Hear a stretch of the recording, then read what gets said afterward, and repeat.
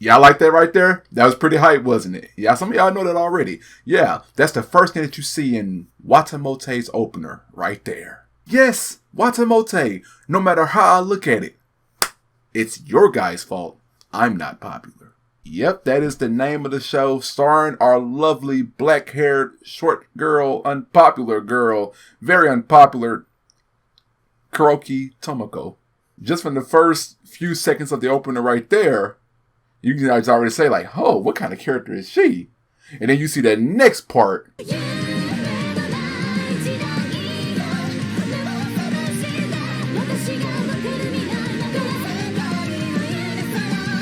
And then you think to yourself, that shit's pretty badass. Hold on, what's she all about? Yeah. And guys, this ride right here that I've been on my own time, I watched it in 2 days because I've had a lot of thoughts about this show. A lot of thoughts, a lot of opinions, a lot of true facts, and just a lot of things that I just needed to talk about. And so in this video right here, I will be reviewing WATAMOTE. No matter how I look at it, it's your guys' fault I'm not popular. Let's get into this.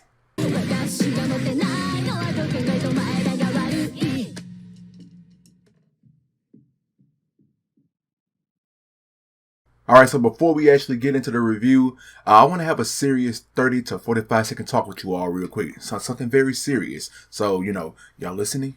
You're looking at me? Looking at me? Okay. So, for those that have anxiety, that struggle socially, whether you're in high school, college, whatever, that is in school period or just in public, if you guys have social anxiety, I completely understand. I used to be there when I was growing up, worrying about what people thought about me, all that stuff. And didn't necessarily want it to be popular, but I wanted to be accepted, that word accepted. And because of that, trying to fall in with the crowd, doing what they do, or trying to, listen to what they listen to, all that stuff. It just wasn't me. So eventually broke out of that. And then, hey, here I am now. For those of you that do go through that, you're not alone. Everybody, there's a lot of people going through that, even right now to this day. And I could just only hold out to you all, reach out to you all and just say, hey, you're not alone. Hey, I was there too. I want to get you out of that one day, help you all, motivate you all to get out of there, because it's just not a great place to be. All right, now that has been said, the reason why I went ahead and said that first, because, hey, after watching this show, after watching WATAMOTE, the thing about it is, everybody, all of us in real life, have our struggles socially, have our struggles with anxiety, has a lot of stuff that we all go through that just makes us hate our lives. But see, the thing that WATAMOTE accomplishes for the viewer itself, especially because it's so relatable to, it's like, even if you are going through those problems, you can look at WATAMOTE and be like, damn, my life doesn't suck that bad.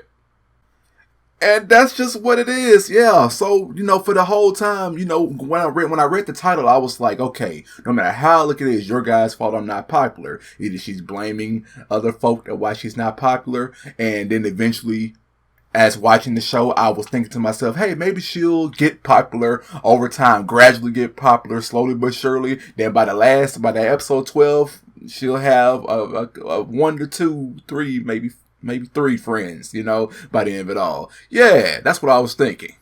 On the contrary, as a viewer, the show is actually explaining why she's not popular. And lets you look at her life, her very, very miserable life. Oh, it's supposed to be presented as like a slice of life comedy kind of thing, but I'm not gonna lie to y'all. After the first couple episodes, after getting my first my little out of there, and I was just like, okay, let's get to this real stuff. What we got going? Then when we got the episode 4. Oh, well, that's when the pain starts coming in. WATAMOTE becomes a very, very uncomfortable watch. But look, here's what I'm saying right here.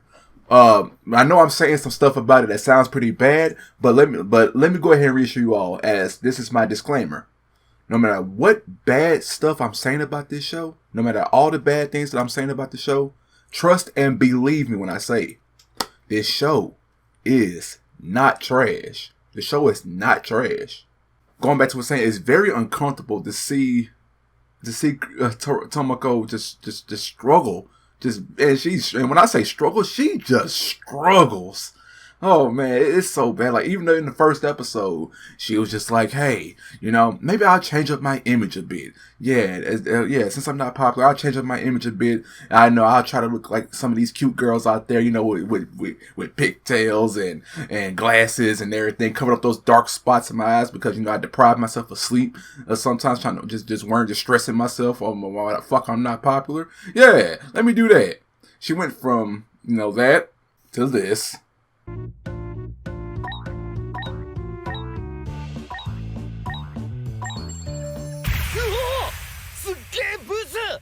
Yeah, it wasn't pretty. I was just like, oh my god. That was my first laugh, and I was just like, okay, that didn't work, but let's keep it going. To just put it all in together, Tomoko's life is just basically her trying very hard. She's a very go get 'em, try hard out there to make her to get some kind of notice, get talked to get approached. Hell, like I said, she is to the point to where if she can even speak to somebody saying goodbye is a job well done, mission accomplished today. Yeah, sometimes she can't even say that without throwing up on herself. So we're going to step away from that area for a bit, and we're going to actually talk about the pros. What does WATAMOTE do right? And the thing is, WATAMOTE do a lot of things right, starting with the geniusly written main character herself, Karaoke Tomoko. Yeah, see, the thing is, for us as viewers, what gravitates us to shows, what gets us more invested in shows, is the characters, whether it's the main character or the side character, especially if they're relatable to us. Like, what issues do they have that we can relate to, that we've shared. And Tomoko, she has a lot of issues that are real, that we actually have, with social anxiety, personal issues, as well as far as, just conversation time with folks. What does she, do things that she wants to do to try to get popular, links that she would go through, some of that stuff can be a bit too real to the point to where you're like, yeah, I wouldn't do that. But yeah, see, one thing that I actually have in common with her, she has this thing to where when she'll see kids in class, especially, oh man, that school is so authentic. When she see kids in class, gossiping, just talking, just saying whatever they want to say, and then but in your head you're just like, oh, shut up already, gossiping about nothing. I'm gonna fucking stab you, you piece of shit.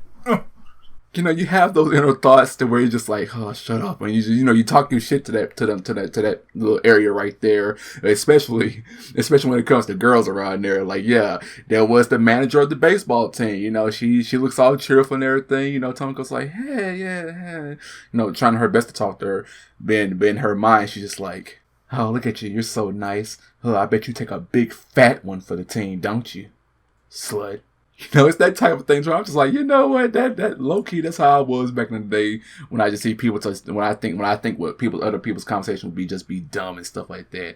So yeah, that is a pretty A+ thing. Yeah, it's how authentic the show is, man. The kids in the school will act just like how kids in school would be either in Japan or either in our own school, kind of thing, and we would act almost damn near the same way. Yeah, that is pretty nice. Tomoko's jealousy stages are pretty funny to think about too, but also pretty heart shattering because she has this friend named Yu. Yeah, a very beautiful girl. To think about her was she wasn't really looking like that at first. When they was in middle school, she was looking like Tomoko, maybe a little bit worse, or they was about the same in middle school. But when she got into high school, she got that glow up. She got that glow, middle skirt, thigh-high socks, big boobs, everything. But she still cherishes the friendship that her and Tomoko have. And that's pretty nice. She didn't turn snob or anything like that. But yeah, that was that's pretty much her only friend throughout the entire show. But the thing is about you is she's pretty oblivious to how Karaoke really is. And it's pretty much in her face when she be asking her all them questions. In episode 2, they reunite, and it's just like, yay, hey, and at the end of it all, just like, I'm not doing too good in high school, but I'm trying my best and I'm going to get it. And that moment right there actually gave me hope in Karaoke, you know? It's like, yeah, she's trying her best. She's going to get better. Yes, yes, yes. And here's the gag of the show. There's moments like that go up, that they lift you up. And then, ugh, you know, not drop you down forcibly, but just drop you and just shatter you into pieces. That what happened right after that was, you know, you was just like, oh, well, it's okay. Try your best out there. You know, I can't believe I was so upset that I was having a conversation. I was having an argument with my boyfriend. Yep, she has a boyfriend, and you know, Tomoko, she was just broken into pieces. She was like, oh, we're supposed to be single together, you know, supposed to be going to the same. We're friends. We're going to the same thing. How can you have a boyfriend and I don't? You know, how are you popular and I'm not? You know, the kind of thing. It's just like and she just broke into pieces. And I'm just sitting. I'm just like, wow, for that right there, I'm just like, oh. Yes, moments like that. And, you know, there's also another moment where there was this hefty guy that she had an assignment with, where they had to paint portraits of each other. Yeah, you know, he finished quick, fast, in a hurry, and, you know, Karaoke thought he was just, you know, she just drew whatever about him. But then she looked at the picture right there, she looked at the picture, and it was actually a very beautiful, beautiful girl that he drew up on there that looked almost like Tomoko. And, you know, she just all lit up like, oh, he's not such a bad guy after all. Oh, I'm so happy I got this beautiful picture. Make a copy out of it. Just to find out, the picture he drew is a girl that he always draws because that's the quickest face he can ever come up with. I mean, look at the crowd. They all look the exact same. And that's another moment that they just lift you up. And then that's the gag of the show that just is supposed to be a very funny joke. But like at the same time, I'm just like, why? I'm gonna ask you guys a question. Have y'all ever seen an abandoned puppy on the side of the road or by your house or anything like that, and you see it beaten up and abandoned, and then you just kick it and think it was funny? I'm pretty sure you haven't. Just that's the kind of jokes that's how the jokes feel in the show. And it's just not funny. It's just sad. It's depressing. This show is very depressing, man. It's very, very depressing, and it's uncomfortable. But it's not trash. It's some parts are relatable, and it's geniusly written, and that's what shines for the show. You know, you just gotta cringy, very, very, very cringy. Another relatable pro about Tomoko, she's an otaku. She likes anime, she likes manga. Yeah, she even makes, throughout the show, she makes a bunch of references, a bunch of anime references that she'll have to end up bleeping out during the subtitles. But you can clearly see, yeah, she makes a Death Note reference, Dragon Ball reference, hell, even a Ghost in the Shell reference. Yeah, she is very cool about that. She's very otaku. I love that. Very much love that. Wonderful. Before I give my final thoughts about it all, guys, I wanted to share you all what I thought about the most painful thing that I've seen during this show. And that was that episode where her cousin came in town. Yeah, her cousin came in town. She looked at Tomoko as like a role model, somebody to look up to. Yeah, Tomoko, when they was younger, was filling her head up with a bunch of lies. That like, I had a boyfriend. Yeah, we've had sex, even though that was never the case. But she wanted to keep the lies going when she was coming in town nowadays. So she was like, you know, well, okay, what can I do to prove that I still got a boyfriend? She went to go grab a vacuum cleaner, suck on her body, you know, with all, not hickeys, but just get these bunch of circles, these weird circles on her body to make it look like that, you know, somebody's been sucking on them, even though it clearly wasn't. Her mom ended up smacking her for it because, you know, that's just not, no. There was this random guy that popped up in the middle of the episode that she said, yeah, this is my boyfriend, because, you know, that guy actually ended up talking to her, like, you know, the same guy that gave her that umbrella in previous episodes. Yeah, he ended up talking to her, and, you know, her cousin assumed that was her boyfriend. Eventually, throughout the episode, she saw the dude talking to another girl and, you know, got the wrong idea. So Tomoko had to go in there and beg for his forgiveness for it. Oh, that hurted my heart so much to see she was groveling. Oh, it wasn't that serious to for her to do that, but that's what she felt like she had to do. Yeah, that hurt so bad. And it gets even worse. The icing of the cake was during the card game. Yes, there's this card game. It looked similar to Magic the Gathering kind of card game. Yeah, Tomoko was known as the queen around there because she always wins. There was this very sweaty game going on with this little kid, and Tomoko was against the ropes. She was like, yeah, okay, what can I do? What can I do? She ends up pulling out a card out of her sleeve, cheating, that her cousin saw. Yeah, her cousin saw that, and she ended up winning the game due to cheating. Did I mention that her cousin saw that? At the end of it all, everything was all said and done. Her cousin went home. She gave Tomoko that smile like that. You are amazing, Tomoko. You are amazing, Karaoke. I love you. I love you. That smile and that saying was more of a pity, I love you and good job smile coming from somebody that's looking at an abandoned puppy. Yeah. Those pitiful eyes. Ouch. Stuff like that pretty much happens throughout the entire show where it just builds your hopes up and it just drops them right on your face, giving her hope that she'll be popular. Then, at the end of the episode, everything just come crashing down and all such a big explosion of sadness. To top it all off, at the end, there's this girl, Imai. Yeah, Imai, yeah. She, her right there, she gave me a sparkle bit of hope. She actually does give me some hope.